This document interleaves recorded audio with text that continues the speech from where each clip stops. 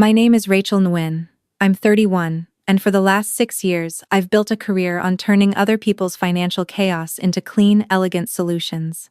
I'm a CPA at a mid-sized firm in Dallas, the kind of person who can reconstruct 3 years of messy bookkeeping in a weekend and find the exact line where everything went wrong. Numbers don't lie to me.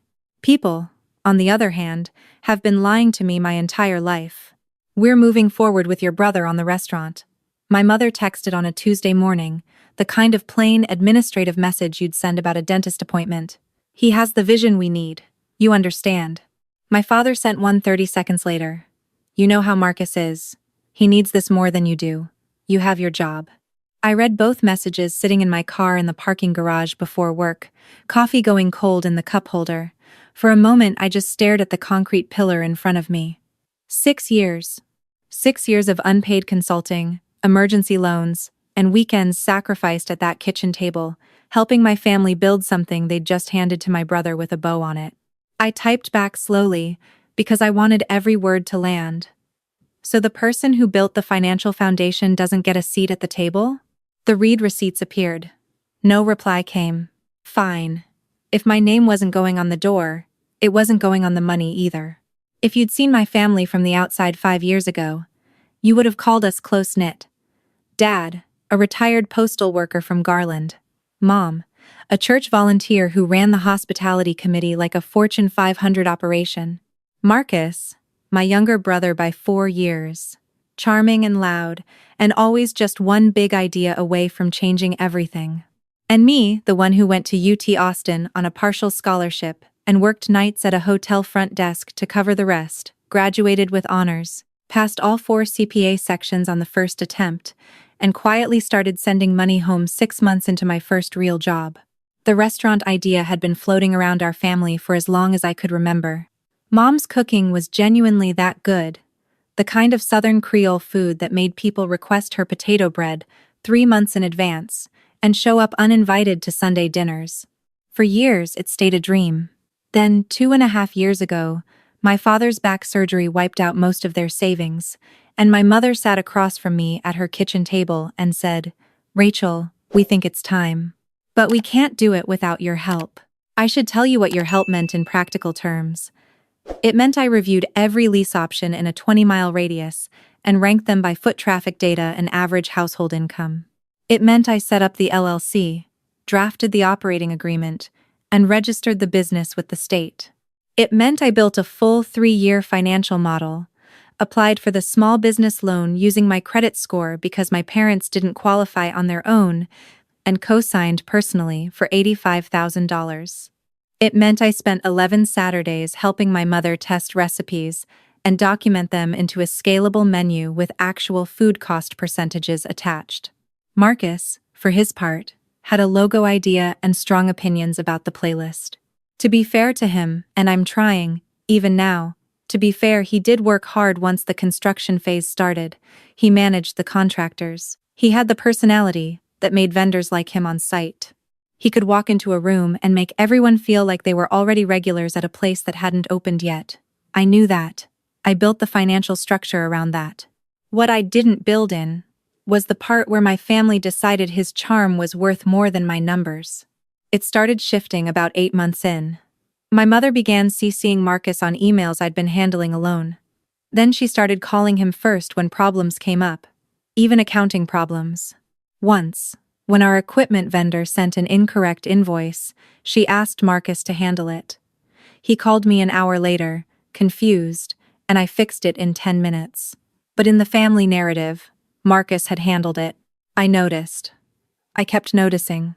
And I kept showing up anyway, because the loan had my name on it, the LLC had my name on it, and some stubborn part of me believed that when they finally cut the ribbon on this place, they would see clearly and publicly who had made it real.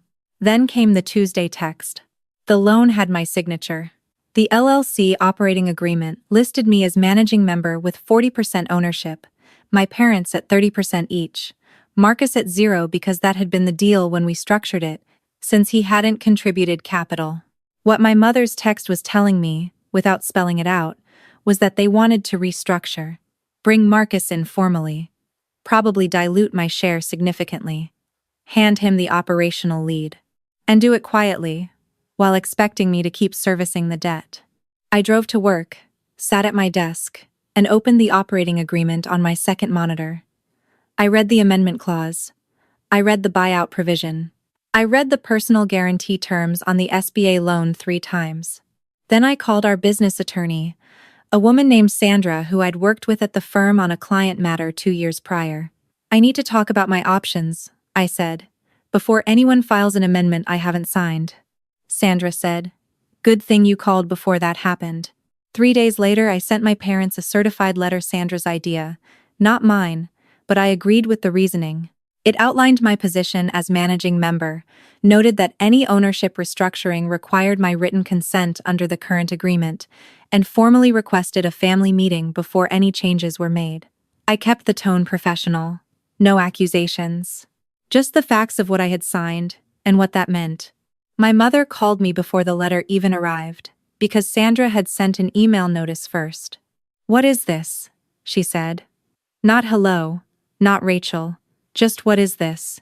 "It's a request for a meeting," I said. "Before decisions get made without me." "We're not making decisions without you. We're talking about the future of this family's business." "Then I should be in that conversation." "You're being dramatic," she said. "Marcus has been putting in real hours at that location every single day. You sit at your desk in Dallas and send spreadsheets." I let that sit for a second. "The spreadsheet is what got us the $85,000, Mom. My credit score is what got us the $85,000. My name is what's on the hook if this fails." She went quiet, but it wasn't the quiet of someone absorbing what I'd said. It was the quiet of someone waiting for me to finish so she could redirect. "Your brother needs this," she said finally. "You have a career, a salary. He doesn't have what you have." I'd heard some version of that sentence my entire adult life. You have your job, you have your degree, you have your apartment. As if having built something for myself disqualified me from expecting basic fairness in something I'd also built for them. "Then let him co-sign the next loan renewal," I said. "If he's taking over the vision, he can share the risk." She hung up. My father texted an hour later. "You know your mother doesn't mean it the way it sounds. Let's all sit down this weekend. Family comes first." Family comes first. That phrase had been doing a lot of heavy lifting my whole life, usually right before I was expected to do something that wasn't in anyone's interest but theirs. I went to the Saturday meeting. Mom had made her potato bread, which I recognized as a peace offering and also a tactical move. Marcus sat across from me, with the specific energy of someone who'd been told to let the adults handle it, which meant he knew exactly what was about to happen. Dad laid it out. They wanted to bring Marcus in at 35% ownership. My share would drop from 40% to 20%. Marcus would take the title of general manager. I would remain, and this was the word my father used, gently, a silent partner. "Silent," I said. "You'd still be involved in the financials," Dad said. "But day to day, Marcus has been there. He knows the staff. He knows the vendors. He knows them because I introduced him to all of them." "Rachel." My mother's voice had that measured tone she used in church. "We're not diminishing what you did. We're trying to build something that works long-term. A structure where I carry 100% of the personal loan liability, but hold 20% of the ownership works long-term for who, exactly?" Marcus shifted in his seat. "Look, I'm not trying to take anything from you." "Then don't," I said simply. The meeting ended without resolution, which was its own kind of answer. On the drive back to Dallas, I called Sandra and told her what had been proposed. She said what I already knew. Under the current agreement, they couldn't restructure without my consent. But the loan renewal was coming up in 4 months. If my name was still on it and the ownership had quietly shifted, I'd be carrying the risk for an asset I no longer controlled. "So what are your options?" Sandra asked. "Tell me all of them," I said. Over the following 2 weeks, I did what I always do when the numbers stop adding up. I got methodical. I requested all vendor contracts, reviewed the lease, and pulled the business account statements, all of which I was entitled to as managing member. What I found was not fraud, exactly, but it was telling. Marcus had started signing off on small purchases without running them by me. The food cost percentage had crept up 3 points above my model. One vendor had been switched to a friend of Marcus's at slightly worse terms. No competitive bid. Not illegal, just sloppy. The kind of sloppy that compounds. I documented everything into a clean summary, the way I would for any client file. Then I made a decision that I want to be honest about. It wasn't just about self-protection. Part of it was that I was tired. Tired of being the infrastructure nobody acknowledged. And I wanted them to understand, in terms they couldn't dismiss, exactly what they were proposing to do. I contacted the SBA loan officer and initiated a conversation about restructuring the personal guarantee specifically, about what a change in business ownership percentage would mean for my liability exposure.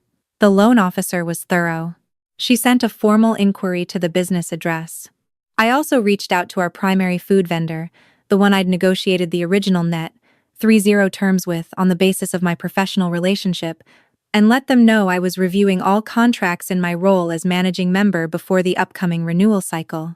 Standard stuff. True stuff. None of it was a bomb.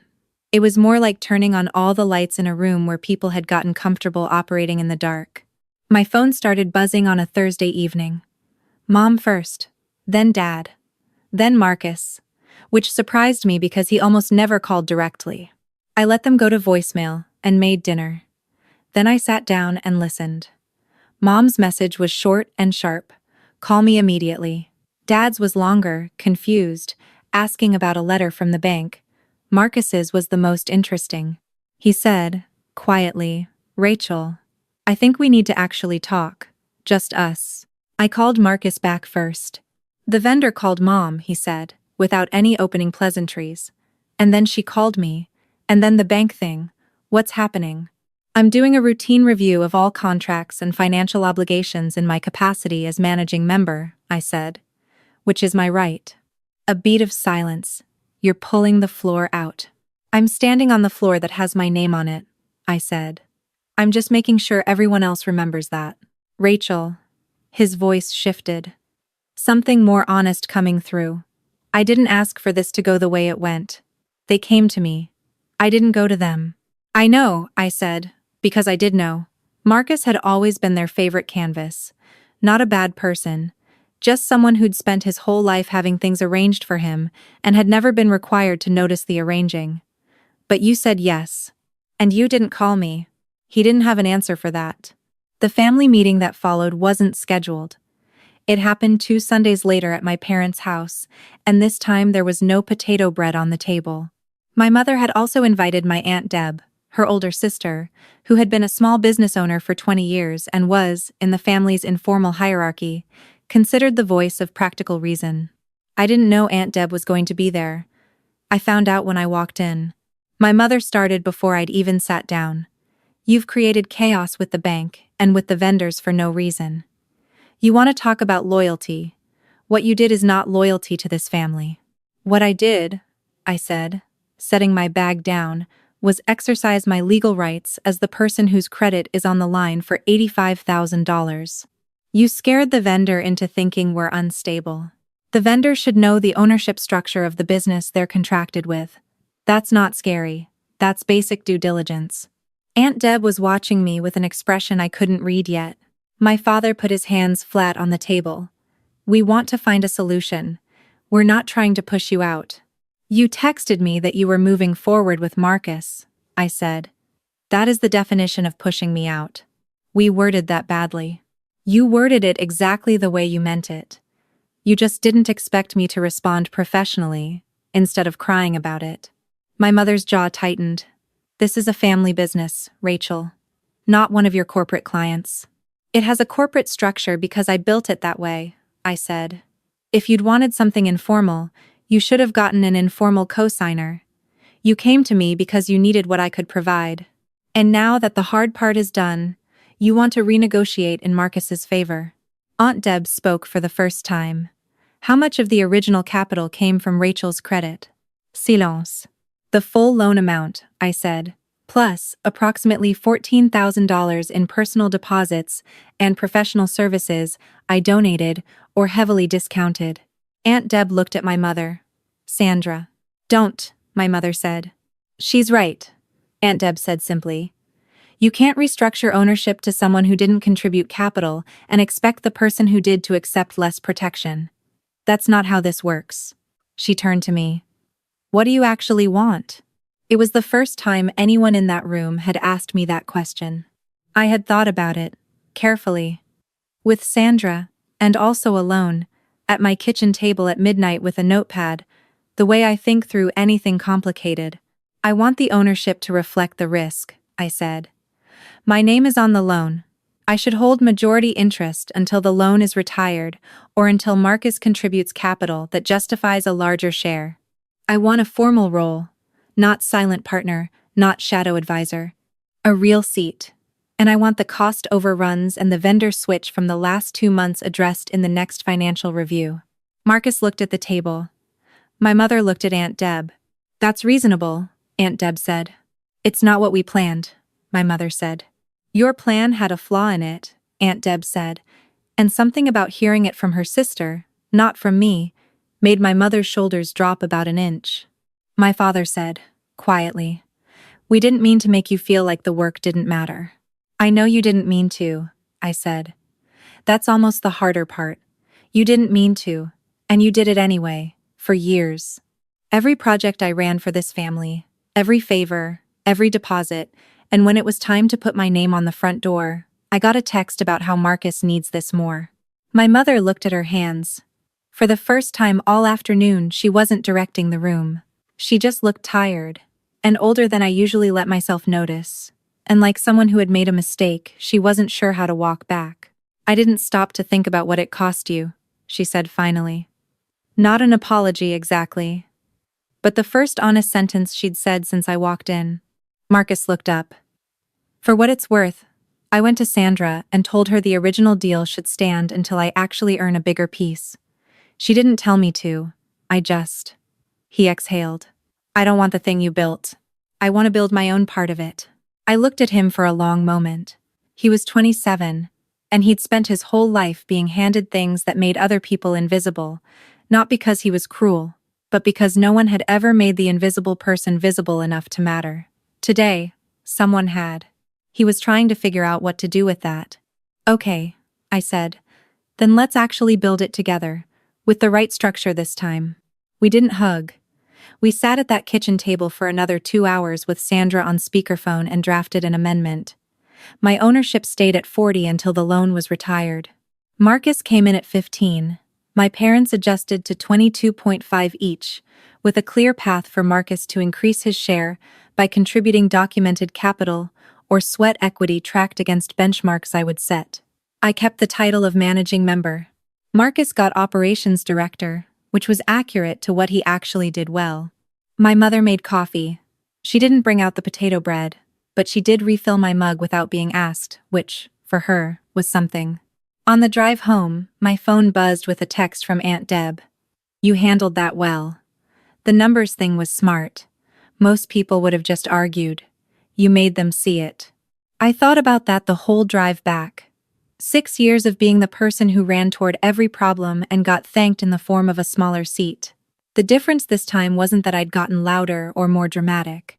It was that I'd stopped protecting people from the consequences of undervaluing me. I stopped protecting them, and the whole illusion of how it had been working fell apart in about 10 business days. 2 months later, I was sitting in the restaurant for the first time as a customer, not as a person setting up systems in the back office. My mother had sent a soft opening invitation. I almost didn't go, but I knew the menu by heart because I'd helped cost every item, and I wanted to see it existing in the world the way I had imagined it at that kitchen table years ago. The potato bread was perfect. Marcus ran the front of house like he was born for it, moving table to table with an ease I genuinely couldn't replicate. A group near the window were taking photos of the food before they ate it, the universal signal that something is worth sharing. I watched my mother come out of the kitchen in her apron, and the table nearest the door started clapping. She caught my eye across the room. She walked over. Well, she said, the food cost on the shrimp is going to creep if the portion sizes stay that generous, I said. She laughed. It surprised both of us. "I'm glad you're here," she said. Not "I'm sorry." Not "thank you for everything." Just that. But she met my eyes when she said it, and she didn't look away. "I'm glad I'm here too," I thought, on terms that are actually mine. I don't know what you would have done if you'd gotten that Tuesday text. Maybe you would have let it go, told yourself that family is complicated, and the relationship is worth more than the credit. I understand that impulse. I lived it for a long time. But here's what I know now, sitting on the other side. Letting it go wasn't keeping the peace. It was just deferring the cost to a version of me who would have paid it quietly, alone, and never been reimbursed. There's a difference between being generous and being a resource. Generous people give because they choose to. Resources get used because it's assumed they will be. I was a resource for a long time before I decided to be something else. I don't know where your line is, but I hope you know you're allowed to draw one, even when the people on the other side of it are people you love, especially then. I've thought a lot about the moment I decided to stop absorbing the cost of being overlooked. It wasn't dramatic. There was no shouting, no door slamming, no scene. I was sitting in a parking garage with cold coffee, reading 2 texts that arrived 30 seconds apart, and something in me just stopped bending. That's what people don't usually talk about when they tell stories like mine. They focus on the action, the lawyer call, the certified letter, the vendor conversations. But the real turning point was quieter than any of that. It was the moment I realized I had been mistaking endurance for loyalty. I had told myself that absorbing every slight, every uncredited contribution, every deposit that never got paid back was somehow proof of how much I loved my family. What it was actually proof of was how little I expected them to love me back properly. Rachel didn't set out to dismantle anything. She set out to build something, carefully and methodically, the way she approached every problem in her professional life. The consequences her family experienced weren't something she engineered out of spite. They were the natural result of a structure that only worked because one person kept holding it up without being acknowledged as doing so. When she stepped into her actual, legal role instead of her assumed invisible one, the imbalance became impossible to ignore. That's how cause and effect works in the real world. It doesn't require anger to function. It only requires honesty. There's something worth sitting with in that. We often think of integrity as the thing that keeps you from doing wrong, but it's equally the thing that keeps you from accepting wrong as normal. Rachel had the technical knowledge to understand what her signature on that loan actually meant. She had the professional discipline to act on that knowledge without letting emotion override her judgment. And she had the quiet courage to walk into that room and say, clearly and without apology, what she needed, not what she hoped they might volunteer, but what she had actually earned. Those 3 things together, the ethics to know what was right, the clarity to think it through, and the resolve to follow it to the end, are what separated her outcome from the version of this story, where she cries in a parking lot and signs whatever they put in front of her. I think about what it costs people to stay small inside systems that depend on their silence, the talent that gets spent propping up someone else's image, the years that accumulate as unpaid labor disguised as devotion. At some point, the most honest thing a person can do for themselves, and, strangely, for the people who have been taking them for granted, is to make the invisible visible.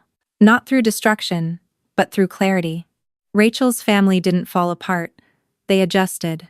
Because the truth, delivered with precision and without cruelty, gave them something they didn't have before. An accurate picture of what they'd been doing, and a real choice about whether to keep doing it. That's all any of us can offer the people we love. Not a performance of endless patience. Not a version of ourselves edited down to fit their comfort. Just the truth of what we bring, what we need, and what we will no longer carry alone.